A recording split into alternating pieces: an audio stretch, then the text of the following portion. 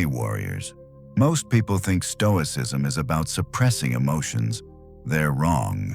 Stoicism was never meant to turn you into stone. It was designed to turn you into someone unbreakable. Imagine this for a moment. A man loses everything in a shipwreck and creates a philosophy that outlives empires. A former slave teaches emperors how to be free. A woman watches her world collapse and chooses dignity over despair. An emperor rules the most powerful empire on earth and still struggles with anxiety, self-doubt, and the fear of failing his duty. These were not abstract thinkers hiding in libraries. They were builders, rebels, advisors, martyrs, teachers, and rulers, each facing pressure that would crush most people today. Stoicism didn't survive for over 2,000 years because it sounded good. It survived because it worked in real life. This video is not a history lesson. It's a system forged through chaos, exile, tyranny, poverty, power, and death. A system built by 19 very different people who all ask the same question: how should I live when life is hard and becoming steady? Because when chaos comes, and it always does, you won't rise to your hopes. You will fall to your philosophy. Now, we will continue part 2 of our video series on the 19 Stoic Archetypes, one unified system. Episode 5. Cato the Younger Integrity that refused to bow. What it costs to never compromise. Everyone says they have principles, until those principles become expensive, until telling the truth costs your career, until refusing to comply isolates you, until compromise would make life easier, safer, more comfortable. That's when most people adjust their values. They call it being realistic. They call it playing the game. They call it survival. But there was one Stoic who refused all of it. A man who believed that living without honor was already a kind of death. His name was Cato the Younger. And if you want to understand the true price of integrity, Cato's life is the hardest lesson Stoicism ever offered. Cato was born into Roman aristocracy. From childhood, he was different, serious, unyielding, unimpressed by status. While other boys were trained in rhetoric and ambition, Cato trained his character. He studied philosophy, especially Stoicism, not to sound wise, but to become incorruptible. This made him dangerous, because a man who cannot be bought cannot be controlled. Rome was decaying, bribes were normal, power was traded, laws bent for convenience. Cato saw this clearly and refused to participate. He spoke against corruption openly. He rejected favors. He lived simply in a culture obsessed with luxury. This did not make him popular. It made him inconvenient. Cato believed something absolute virtue is not situational. If something is wrong, it remains wrong. Even when everyone else accepts it, even when compromise would benefit you. Stoicism, for Cato, was not about flexibility. It was about alignment with conscience. Why most people disliked Cato. Cato was not warm. He did not soften his language. He did not excuse weakness. Many found him arrogant, but the truth was simpler. Cato made people uncomfortable because he reminded them of what they had abandoned. Imagine refusing to lie at work when asked, to stay silent when something is wrong, to benefit from a corrupt system, not once, always. That is Cato's standard. Most people don't fail integrity tests because they are evil. They fail because they want peace. Cato chose something else. Why Cato is hard to admire. Because Cato's Stoicism is not inviting. It does not promise happiness. It does not promise balance. It promises clarity and consequences. This is why people praise integrity in theory, but avoid it in practice. Ask yourself honestly, what principle do you claim to hold, but quietly compromise when it becomes inconvenient?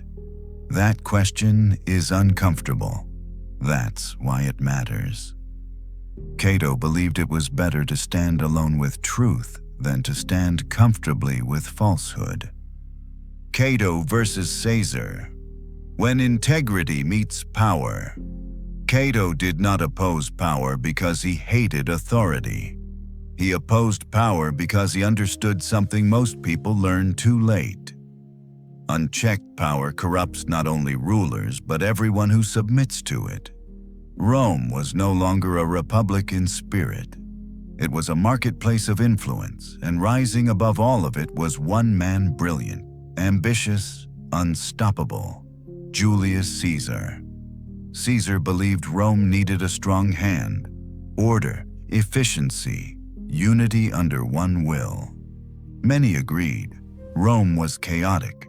The Senate was corrupt. The people were restless. Caesar promised stability, and Cato saw something else. He saw the slow death of freedom. Cato believed freedom is not something preserved by words. It is preserved by resistance, not violent rebellion, moral refusal. Cato did not raise an army. He raised a standard. He refused to grant illegal favors, pass unjust laws, bend procedures for convenience. He blocked Caesar whenever he could legally, publicly, relentlessly. This made him Caesar's most persistent obstacle. Why Cato would not compromise others told Cato to be practical. Rome needs peace. Caesar will win anyway. Why destroy yourself for a lost cause? Cato answered with his life because for him, compromise was not peace. It was surrender. Stoicism taught him that losing with honor was better than winning without it. Most moral collapse happens gradually. Just this once, just this exception, just this compromise. Cato refused the first step. He knew that once integrity bends, it rarely straightens again. Cato became isolated. Friends drifted away. Allies chose safety. Even fellow Stoics urged moderation, but Cato accepted isolation as the price of clarity. Stoicism did not promise companionship. It promised self-respect. Why tyrants fear? Men like Cato Caesar feared armies, but men like Cato frightened him more.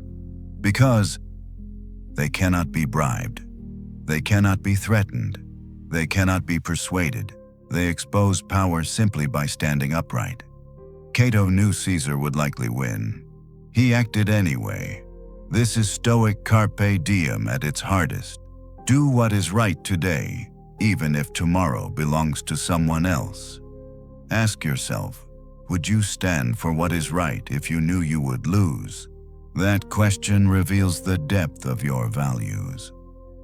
Cato teaches us that resistance does not always change history, but it always changes the resistor.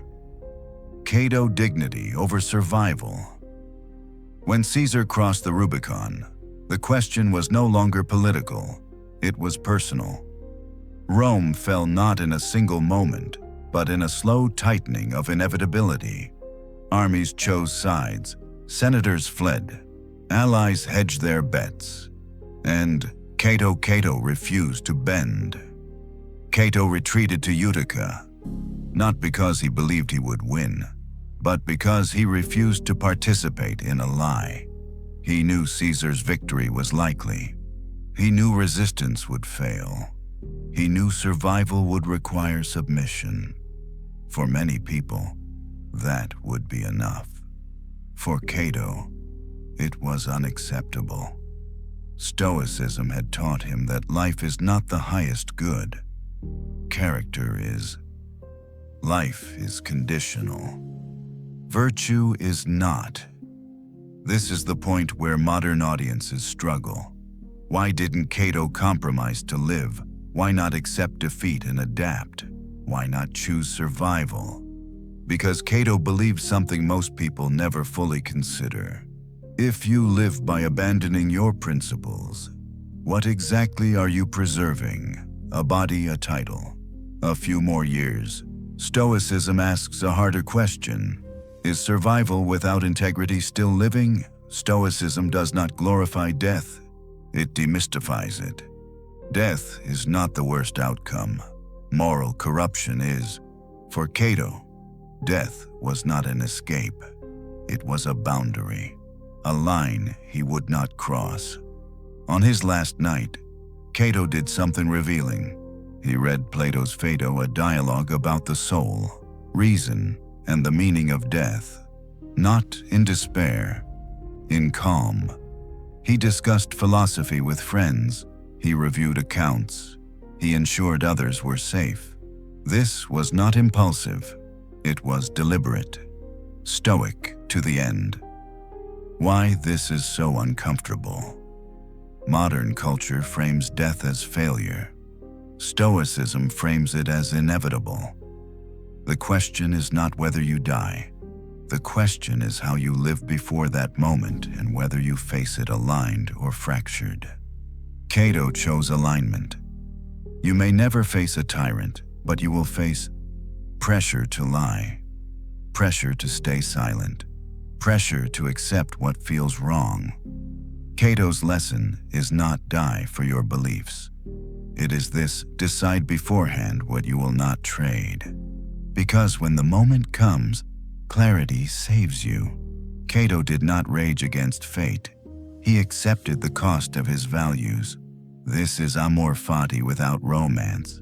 Love your fate even when it demands everything. Ask yourself carefully, what would you refuse even if refusal cost you comfort, safety, or approval? If you don't know yet, that's not a failure. It's an invitation. Cato's life teaches us that Stoicism is not about endurance alone. It is about limits. Knowing where you stand. Knowing what you are and refusing to dissolve under pressure. Cato's legacy. The price of incorruptibility. Cato did not win.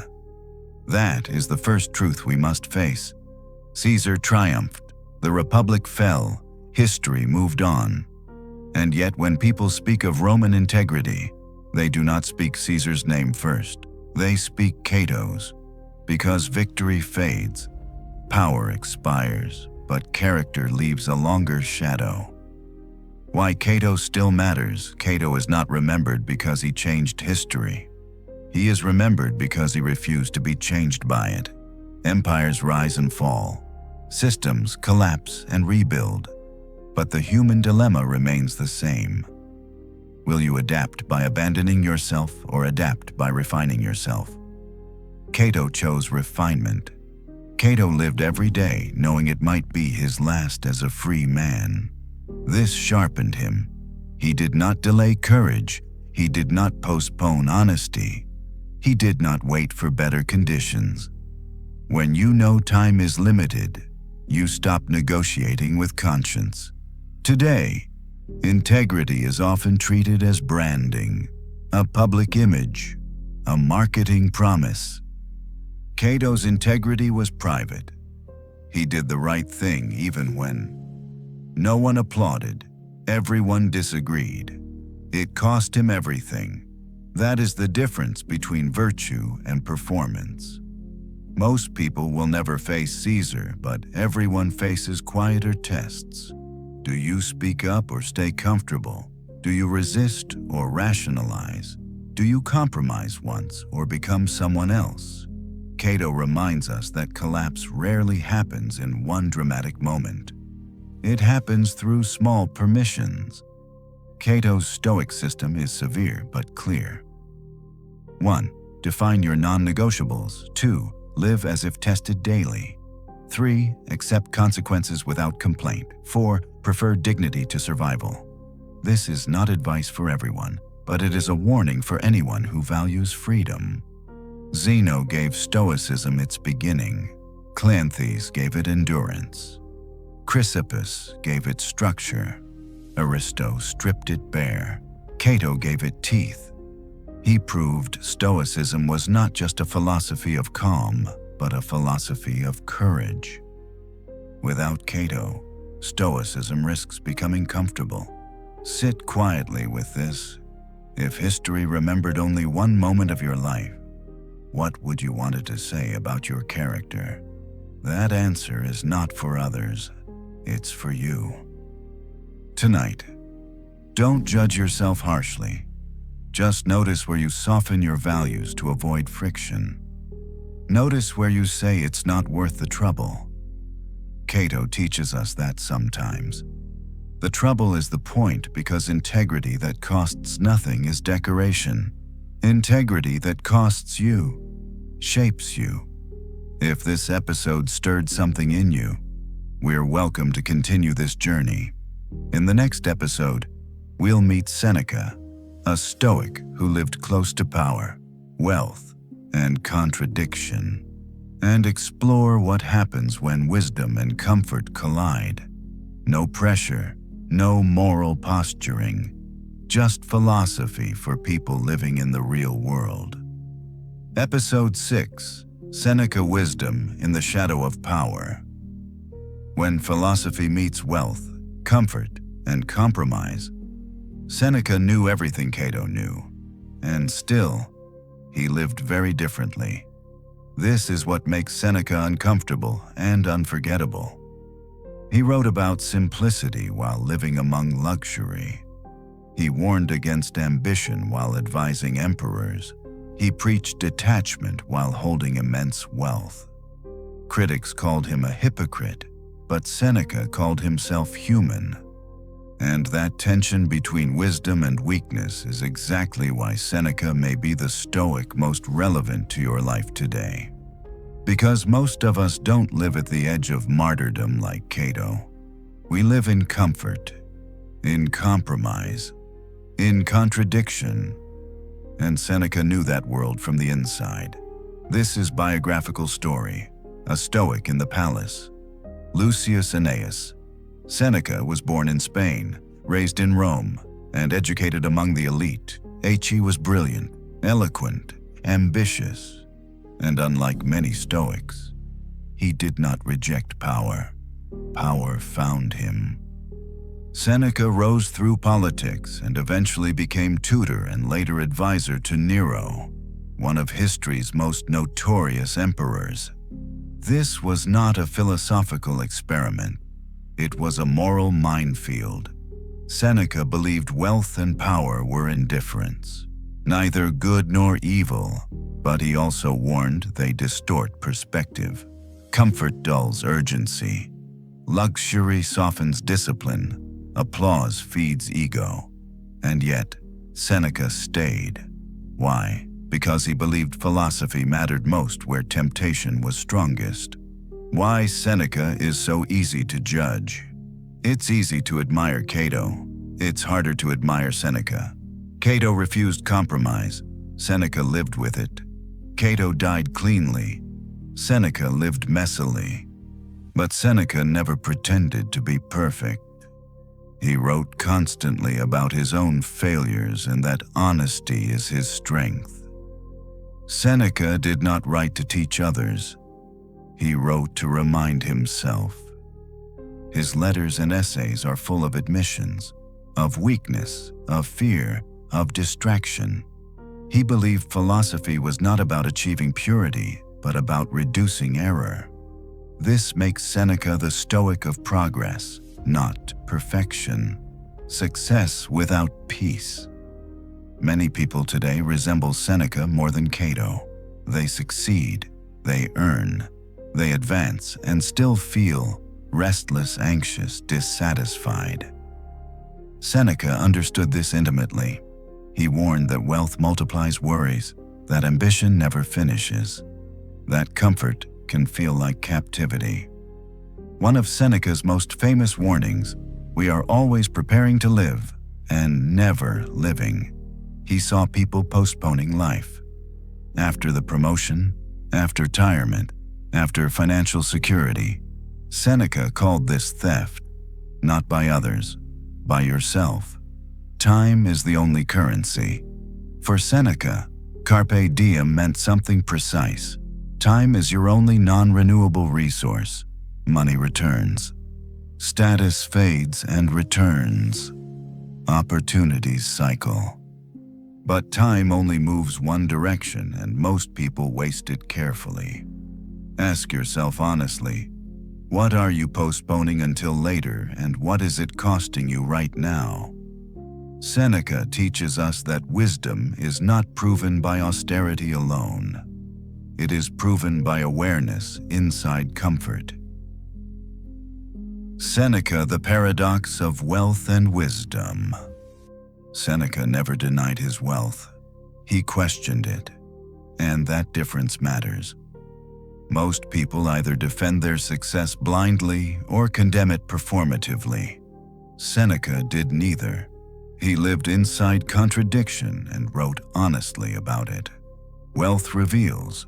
It does not improve. Seneca believed money was neutral, but he warned wealth does not make you better. It makes you louder. If you are anxious, wealth amplifies anxiety. If you are greedy, wealth sharpens greed. If you are disciplined, wealth tests discipline. This is why Stoicism does not condemn success, but refuses to worship it. Critics asked if you preach simplicity. Why are you rich? Seneca's answer was uncomfortable, because renouncing wealth proves nothing.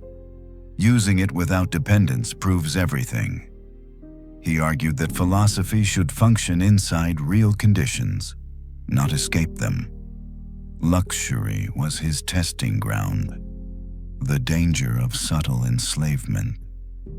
Seneca feared not poverty but attachment. He wrote that many people are not owned by things, but by the fear of losing them. This fear steals sleep, softens courage, encourages silence. The chains are invisible but strong. Today, we call it golden handcuffs. The job you hate that pays too well to leave. The lifestyle you don't enjoy that feels too expensive to change. Seneca knew this trap.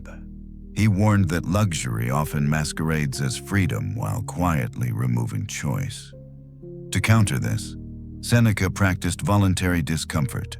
He would periodically eat plain food, wear rough clothes, live without servants, and ask himself, is this what I feared? The answer was usually no. Fear dissolves when rehearsed. Seneca believed resilience must be built before crisis. Comfort without rehearsal creates fragility. Voluntary discomfort restores balance, not suffering for its own sake, but training independence. Don't wait for permission. Seneca warned against waiting for ideal conditions. He believed wisdom must be practiced now, inside the mess of life, not after success, not after retirement, not after things calm down. Later is a fantasy. Ask yourself what comfort in your life would frighten you if it disappeared tomorrow. That fear reveals attachment. Seneca reminds us you don't need to reject success. You need to stay sovereign within it. Seneca and narrow wisdom. Inside a moral minefield, there is a moment in every life when wisdom is no longer theoretical, when ideas collide with consequences. For Seneca, that moment had a name: Nero, the young Emperor Nero. When Nero first came to power, he was young, impressionable, and insecure. Seneca believed, perhaps hoped, that philosophy could shape him, alongside Burrus, the Praetorian prefect. Seneca tried to guide Nero toward moderation, mercy, and restraint. And for a time, it worked. The early years of Nero's rule were calm, executions slowed, public works improved, Rome breathed. Seneca believed influence was possible, that staying close could prevent worse outcomes. Influence versus complicity. This is where Seneca's Stoicism becomes painfully complex. Is it better to withdraw in purity or remain present to reduce harm? Cato chose withdrawal and resistance, but Seneca chose influence. Neither path is clean. Both are costly. Seneca believed abandoning power would leave it entirely in worse hands, so he stayed. As Nero aged, something shifted. Paranoia replaced insecurity. Cruelty replaced caution. Power intoxicated. Murders followed. Some ordered by Nero directly, others enabled by silence. This is where critics point to Seneca and say, "You should have left." Seneca asked himself the same question. Why leaving is harder than it sounds? Leaving power is not a single act. It is a process. Power entangles. Reputation, safety, family, stability. Seneca knew withdrawal could provoke suspicion and death, and so he delayed. This delay would haunt him. Seneca never excused himself. In his writings, guilt appears often, not loudly, but persistently. He did not deny the moral cost of proximity to tyranny. He wrestled with it. Stoicism does not erase responsibility, it sharpens it. Compromise at work. Many people recognize Seneca's dilemma today. You work inside a system you don't fully agree with. You believe, if I leave, nothing improves. If I stay, I can reduce harm. But every day, the line shifts. And one morning, you realize you're standing somewhere you never intended. Seneca lived this tension fully. Unlike many moralizers, Seneca did not hide his contradictions. He wrote about the seduction of comfort, the danger of delay, the slow erosion of courage. This honesty is what keeps him relevant. He didn't offer easy answers. He offered warnings. Act before the line moves again. One of Seneca's deepest regrets was waiting too long, waiting for the right moment, waiting for safety, waiting for clarity. Stoicism teaches that clarity comes from action, not delay. The longer you wait, the harder leaving becomes. Ask yourself carefully, where in your life are you telling yourself you're staying to help, while slowly becoming comfortable? That question is not accusatory. It's preventive. Seneca shows us that wisdom inside power is fragile. It must be guarded constantly, or it dissolves. Seneca's legacy, wisdom without illusions. Seneca did not fall suddenly. He faded. Influence slipped away. Trust evaporated. Power, once shared, became dangerous to hold. And Nero, no longer guided, no longer restrained, began to see enemies everywhere, including his former teacher. When a conspiracy against Nero was uncovered, Seneca's name appeared, perhaps unjustly, perhaps inevitably. It didn't matter. In a system ruled by fear, innocence offers no protection. Nero sent the order. Seneca was to die. Seneca received the sentence calmly, not proudly, not theatrically, calmly. He did not beg. He did not curse fate. He did not rage against injustice. Instead, he did what Stoicism had trained him to do for decades. He accepted reality, not because it was fair, but because resistance would add nothing but suffering. Seneca spent his final hours speaking with friends. He comforted them, not the other way around. He reminded them. Death is inevitable. Fear is optional. Character endures longer than breath. When poison failed to work quickly, when pain arrived, Seneca did not panic. This was not romantic courage. It was practiced clarity, memento mori, philosophy. Proven at the end. Stoics believed death reveals whether philosophy was real, not speeches, not writings, not reputation, just behavior in the final moment. Seneca had spent his life warning against fear of loss, attachment to comfort, dependence on time. When time ran out, his teachings stood. This does not erase his compromises, but it does complete the picture. Why Seneca is the most human Stoic. Cato is easy to admire and hard to imitate. Seneca is harder to judge because he looks like us. He knew better, failed sometimes, reflected honestly. Tried again. Stoicism through Seneca is not purity, it is repair, progress, not perfection. The core lesson. Seneca leaves us. Seneca's message, stripped of illusion, is this: you will never live perfectly, but you can live deliberately. You will feel attachment, you will fear loss, you will hesitate, but awareness reduces damage. Reflection shortens delay, and practice builds dignity, even in flawed lives. Many people today reach success and feel emptier than expected. Success without direction. Seneca explains why. Because success answers none of the essential questions. How much is enough? When do I stop? What am I willing to trade without philosophy? Success accelerates confusion.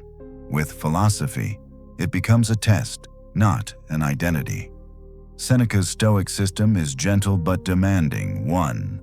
Notice attachment early. 2. Practice discomfort regularly. 3. Reflect daily. Forgive yourself quickly. 4. Remember that time is leaving you. This is Stoicism for people inside real life. Sit with this question quietly. If your life ended suddenly, what would you wish you had stopped postponing? Seneca believed regret is optional if you live attentively. Tonight, don't try to become wiser overnight. Just become more honest. Notice where comfort dulls you. Notice where fear delays you. Notice where later steals today. Seneca teaches us that wisdom does not demand perfection. It demands presence. And presence practiced daily changes everything. In the next part, we'll meet Musonius Rufus, the Stoic who taught that philosophy is useless unless it changes how you eat, work, love, and live. No hype, no shortcuts, just ancient wisdom practiced slowly. Remember, life is long enough if you don't waste it. Episode 7. Musonius. Rufus' philosophy that must be lived. Why wisdom is useless if it doesn't change your daily life. Most people love philosophy as long as it stays theoretical. They enjoy ideas, quotes, insights, debates, but very few are willing to let philosophy interfere with how they eat, sleep, work, spend money, speak, or love. One Stoic had no patience for that. He believed philosophy that does not change your behavior is not wisdom. It is entertainment. His name was Musonius Rufus, and among all the Stoics, he may have been the most demanding, not because he was harsh, but because he was practical. Musonius did not ask, "What do you think?" he asked, "How do you live?" The teacher who wouldn't flatter. Musonius Rufus lived during the Roman Empire, under rulers who did not appreciate independent thinkers. He was outspoken, unimpressed by luxury, unwilling to flatter power. As a result, he was exiled multiple times. But Musonius did not retreat into bitterness. Wherever he was sent, he taught, not to impress audiences, but to train character. Stoic principle. Philosophy is training, not information.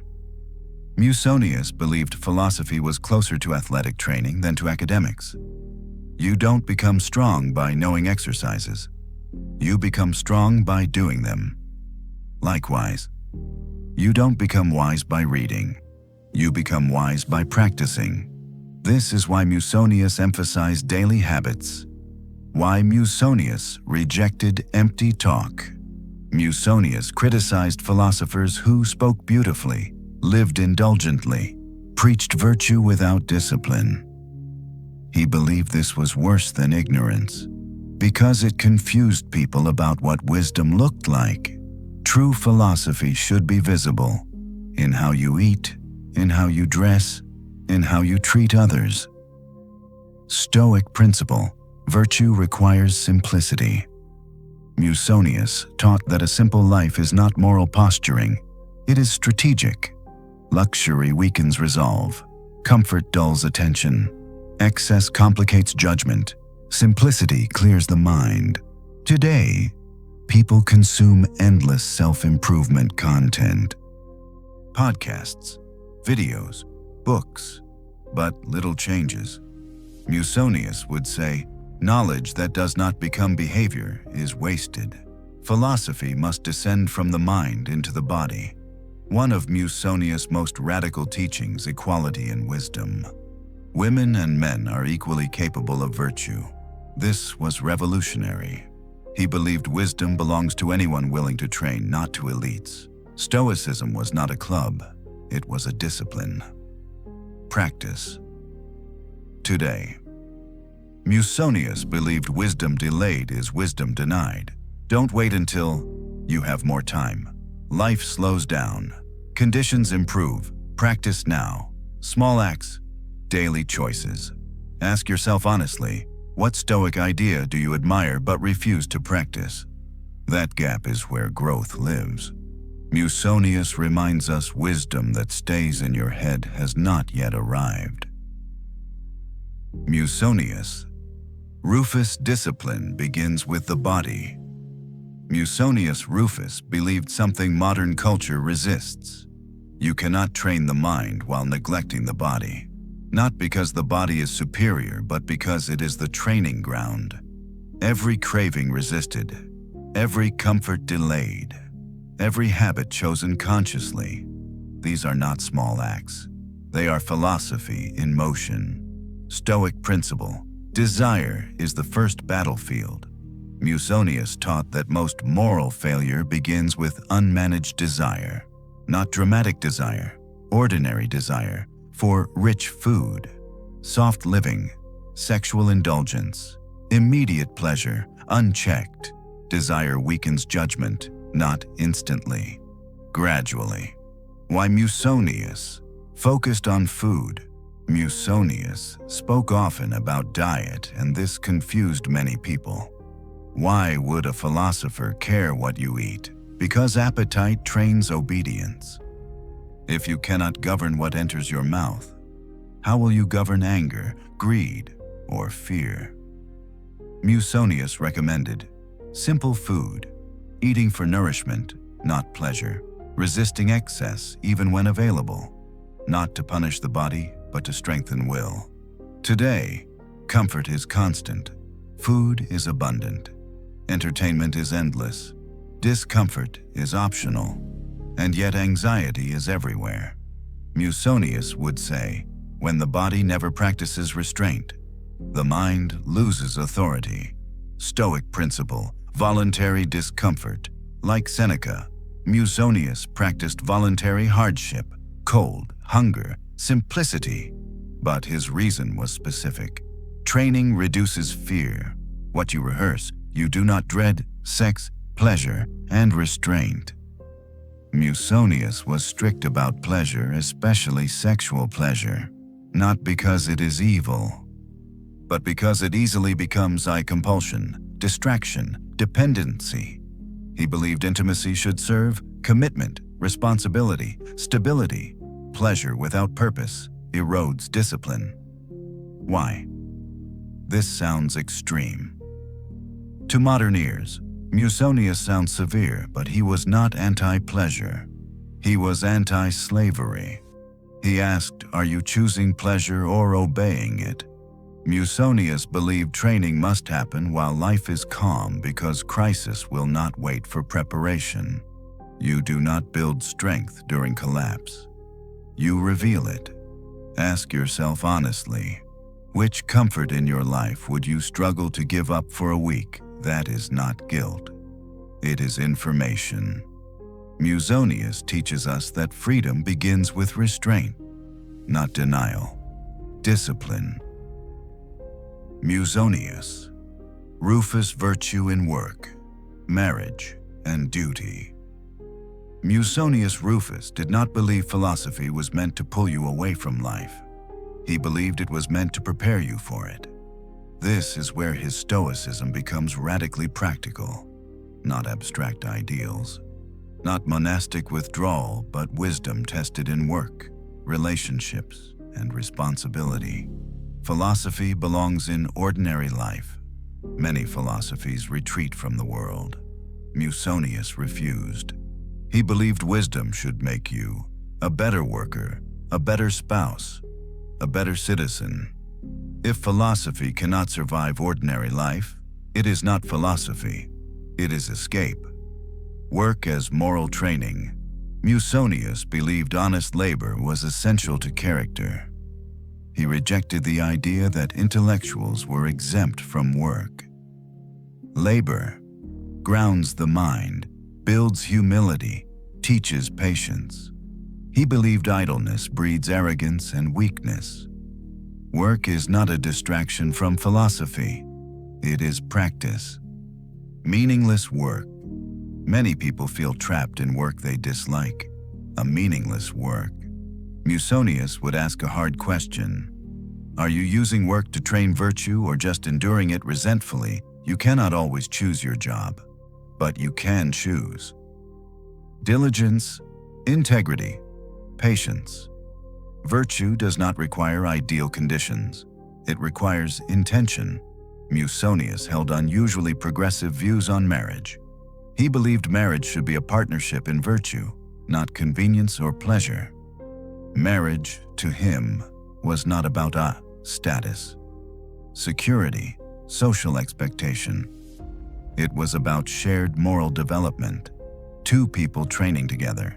Musonius argued that women and men have equal capacity for virtue, equality of moral responsibility. Therefore, both deserve education and philosophical training.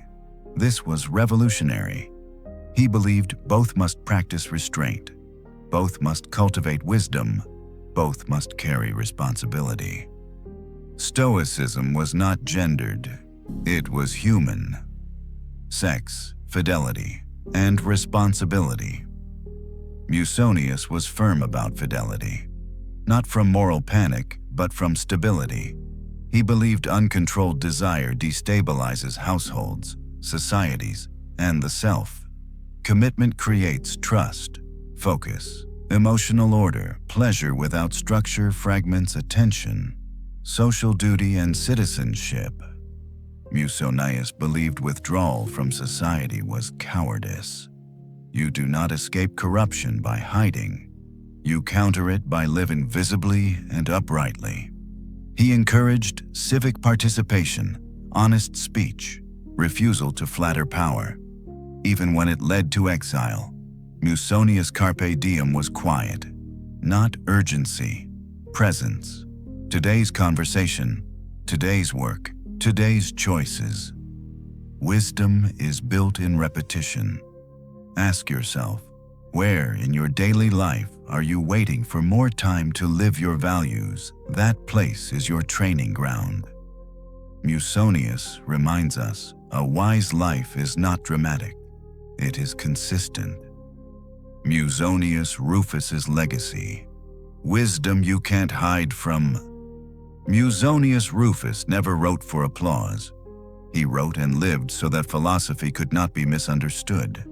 If Stoicism ever drifted toward abstraction, Musonius dragged it back into the body, the household, the workplace, and the street. And that is his legacy. Musonius was exiled more than once. Not because he rebelled violently, not because he plotted against emperors, but because he refused to flatter power. He spoke plainly, lived simply, taught discipline. In corrupt systems, that is enough to be dangerous. Musonius accepted exile without drama. To him, location was indifferent, character was not. Musonius lived as though every day might be examined, not by others, by conscience. He believed that when death comes, it will ask no questions about your opinions, your theories, your knowledge. It will only reveal how you lived. That awareness shaped everything. Why Musonius matters in a distracted world today. Wisdom is everywhere and nowhere. People quote Stoics without changing habits. They admire virtue without training it. They consume ideas without digestion. Musonius would call this dangerous, because ideas without practice create false confidence. You feel wiser but behave the same. Many people today live comfortably while talking about discipline. They praise restraint while indulging constantly. Musonius would not attack them. He would ask one question: where does your philosophy show up in your daily routine? If it doesn't appear there, it doesn't exist yet. Musonius Stoicism is brutally simple. 1. Train the body to obey reason. 2. Simplify life to clarify judgment. 3. Practice virtue where it's inconvenient. 4. Live so visibly that philosophy can be seen. No shortcuts, no spectators. Why Musonius was Epictetus's teacher. Epictetus learned Stoicism from Musonius.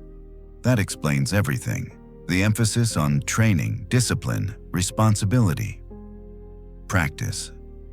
Musonius passed Stoicism down intact, not diluted. Musonius did not romanticize fate. He accepted it as assignment. Wherever you are, that is where training happens. Whatever you face, that is what you practice with. No excuses, no postponement. Sit quietly with this. If someone watched how you lived for 1 week, what philosophy would they think you followed? That answer is more honest than any label. Tonight, don't try to change everything. Change one habit. Eat a little more simply. Speak a little more honestly. Delay one impulse. Musonius teaches us that wisdom is not dramatic. It is visible, and visibility is accountability. If this episode grounded philosophy in reality for you, you're welcome to continue. In the next part, we'll meet Epictetus, a former slave who taught the most powerful lesson of Stoicism, what no one can ever take from you. No hype, no theatrics, just a path you can actually walk. Until next time, remember, philosophy begins where excuses end. Episode 8. Epictetus, the freedom no one can take from you. How a slave taught the world inner power. Most people believe freedom comes from control. Control over money, control over people, control over circumstances, but the Stoics believe the opposite. They believe the more you try to control what isn't yours, the more enslaved you become. And the man who taught this most clearly was not an emperor, not a general, not a wealthy philosopher. He was a slave. His name was Epictetus, and while his body belonged to another man, his mind belonged to no one. That is why his philosophy still unsettles people today, because it destroys excuses. Epictetus was born into slavery, not metaphorically, literally. He belonged to Epaphroditus, a powerful official in Nero's court. Epictetus owned nothing. Not his time, not his labor, not even his body. At one point, His master twisted his leg so badly that it was permanently damaged. Epictetus did not scream. He did not beg. He simply said, "If you continue, you will break it." The leg broke, but Epictetus did not. Remember, you are not your circumstances. This moment defines Epictetus, not because it's dramatic, but because of what it reveals. Epictetus understood something most free people never grasp. Your body can be restrained. Your reputation can be attacked. Your property can be taken, but your judgment remains yours unless you surrender it.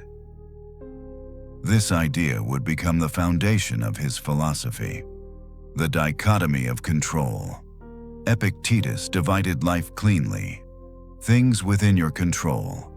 Your judgments, your intentions, your actions, your values. Things outside your control. Your body, your wealth, your status. Other people. Freedom begins the moment you stop confusing the two. Most suffering comes from trying to control what cannot obey you. Why this is so hard to accept. People resist Epictetus because his teaching is ruthless. If your distress comes from judgment, you lose the right to blame fate. If anger comes from interpretation, you must take responsibility for it. Freedom comes at the price of accountability. Epictetus did not apologize for this. Eventually, Epictetus was freed, from slave to teacher. But freedom did not change him. He lived simply, owned a little, taught relentlessly. He did not write books. His student, Arrian, recorded his word blunt, confrontational, practical. Epictetus did not soothe, he challenged. Epictetus believed philosophy should disturb you. Philosophy is confrontation. If it doesn't make you uncomfortable, it's not working. He mocked people who admired Stoicism but refused to practice it. He asked, "Do you want to be admired or free?" Many people today feel trapped by childhood, by society, by systems, by other people. Epictetus would say, "What happened to you may not be your fault, but how long you remain ruled by it is your responsibility." This is not cruelty. It is empowerment. Act today, but only where action matters. Do not waste energy cursing the weather. Do not argue with reality. Do not demand control you were never given. Focus on what is yours. That focus restores strength. Ask yourself honestly, what are you trying to control right now that is draining your energy, but was never yours to command? Letting go is not weakness. It is strategy. Epictetus teaches us that freedom is not a condition. It is a skill, and skills can be trained. Starting today. Epictetus. Why suffering reveals not creates character. Epictetus never promised that life would be gentle. He promised something harder. Life will show you who you are. Suffering to Epictetus was not punishment. It was exposure. It revealed what you had trained or neglected. Events don't hurt you. Judgments do. Epictetus's most famous insight is often misunderstood. When he said, "It's not things that upset us, but our judgments about things," he was not denying pain. He was pointing to where pain becomes suffering. Pain is physical. Suffering is mental. Pain happens. Suffering is optional. Not easy to remove, but possible to reduce. Why hardship is not the enemy. Epictetus believed adversity is a test assigned by life. Not to break you, but to train you. He compared hardship to weights for the body, resistance for the mind. Without resistance, strength never appears. This is why he distrusted comfort. Comfort hides weakness. The role of adversity in freedom is not proven in ease. Anyone can feel calm when nothing is at stake. Freedom appears when you are insulted, you are ignored, you are blamed, you are hurt, and still choose dignity.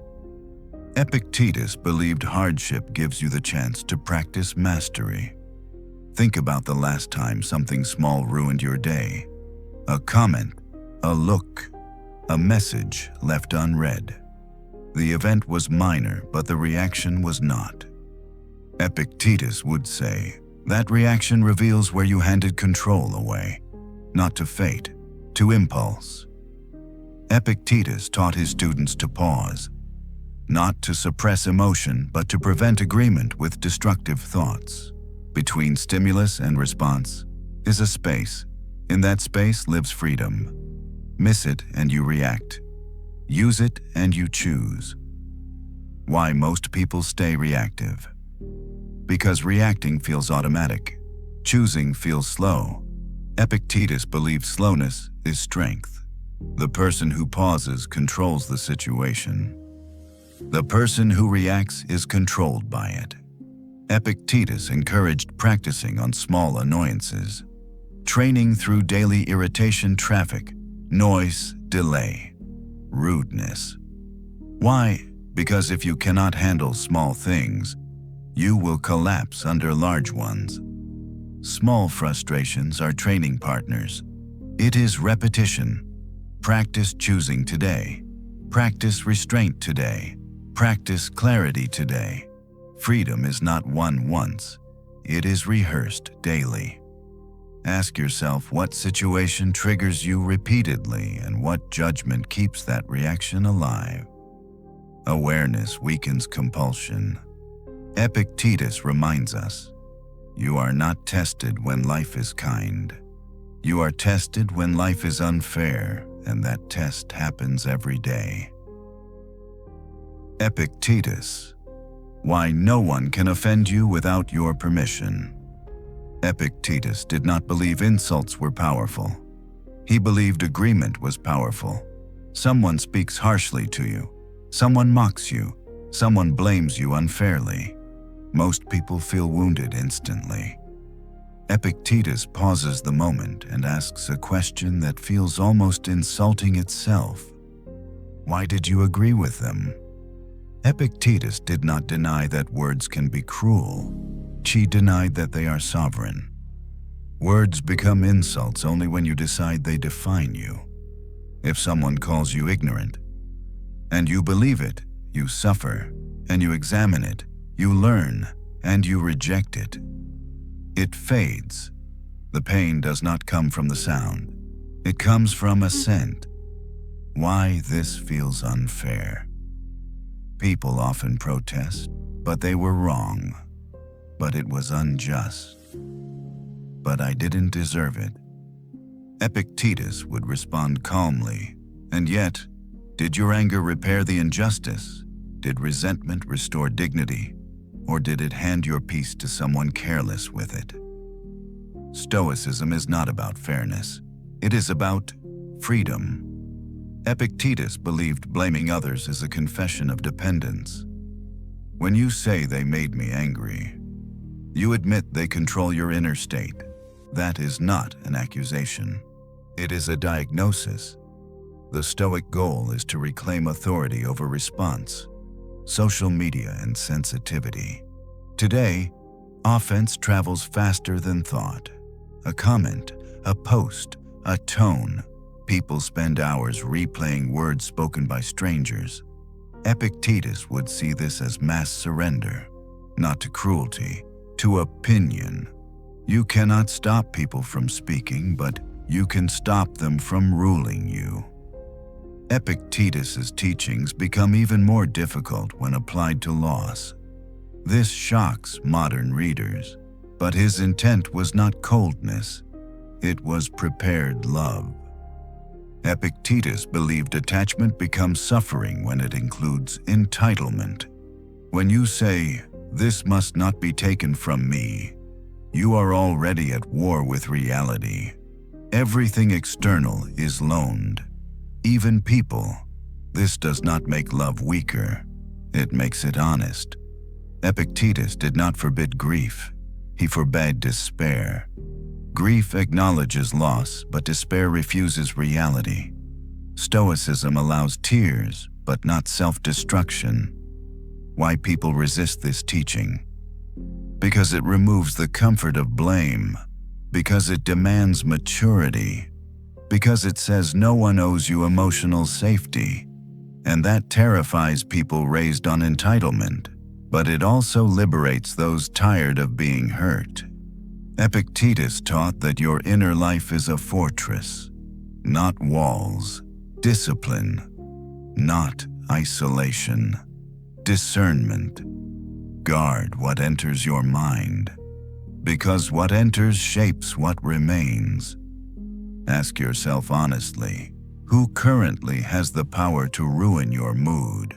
And why have you granted them that authority? That answer is the beginning of freedom.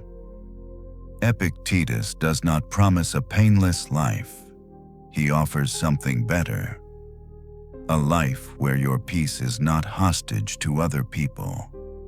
Epictetus' legacy, the inner citadel, no one can conquer. Epictetus owned nothing, no wealth, no rank, no political protection, and yet he possessed something emperors never did: inner sovereignty. That is why his teaching survived empires. Epictetus never sought fame. He taught because he believed ignorance was a form of self-enslavement. When he was finally free, he lived simply, teaching in Nicopolis. Far from Rome's noise, no luxury, no spectacle, no ambition, just training. Students came not to admire but to be challenged. Epictetus did not comfort fragile egos, he strengthened fractured wills. The ultimate clarifier, Epictetus lived with death in view not as fear, but as filter. If you remember that, your body will fail, your reputation will fade, your possessions will scatter. Then you stop demanding permanence from temporary things. Death teaches detachment. Detachment restores peace. This is memento mori without darkness. Why Epictetus matters today. More than ever, modern life promises control. Control through money, control through technology, control through influence, and yet anxiety rises. Why? Because people are taught to control what is uncontrollable and ignore what is truly theirs. Epictetus corrects this inversion.